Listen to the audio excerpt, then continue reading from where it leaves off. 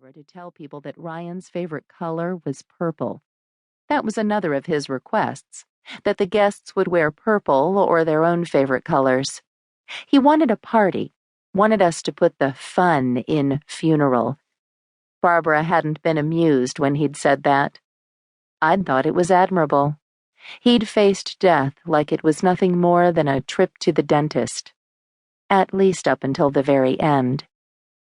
Everyone is turned toward the aisle. Some look at the box of ashes, some at me. Most don't seem to know where to look, and a few, toward the outer edges of the nave, look down.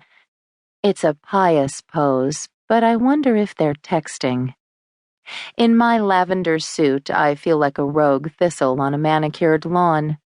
Not to mention the fact that my legs feel naked since I haven't worn a skirt in ages. But Mom said no pants, another one of her rules. I'd needed to go out and get something purple anyway, but I don't know where my head was when I let Mom talk me into this suit. So far, I've noticed very few splashes of color. Jeffrey wears a purple silk tie. Mom hides her neck, which she hates, under a gauzy plum-colored scarf. My best friend Mirabella's mauve wrap covers her black sheath dress. I saw Uncle Graham and Aunt Sugar before the service, so I know, true to form, they are dressed alike. Bless them, with violet button-down shirts under navy blazers. So there are only 6 of us wearing purple, the 5 people I mentioned it to personally and myself. Nice of Barbara to ignore Ryan's only other request. I should have been more involved with this. Since my sweet beagle, Barnum, got sick 2 weeks after Ryan died, I've been running between the vet, the hospital, and 5 days ago, the pet cemetery. I've been an incoherent mess this week and consequently haven't been up to helping Barbara with the final plans for today. I don't know if she's irritated with me about that or happy. Probably a bit of both. I'm sure she wanted me and my pushing for things like people wearing purple out of the way, but she still wants to complain that she's had to handle everything.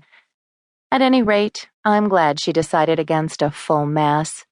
We'll be celebrating a funeral liturgy outside Mass. She'd reported to me on the phone one day, since so many of the guests aren't Catholic or don't practice.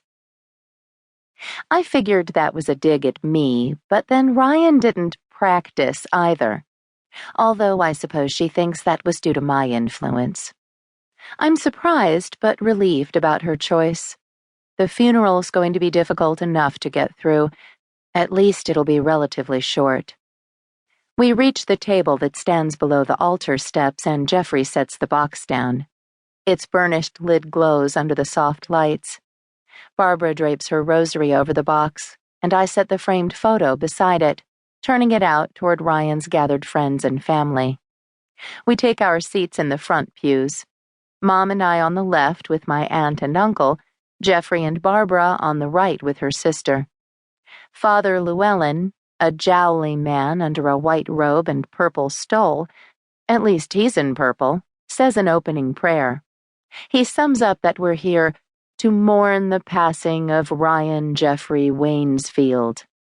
As if we could forget.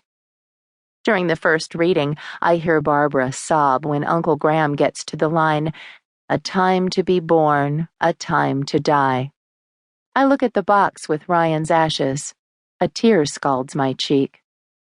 My thoughts creep toward the night Ryan died. His nails, brittle from the chemo, on the back of my hand. How his jaw hung slack. The way the hideous pale pink lampshade on his nightstand painted a mockingly healthy glow on his face. I think of the things he said to me, and the things he tried to say but couldn't.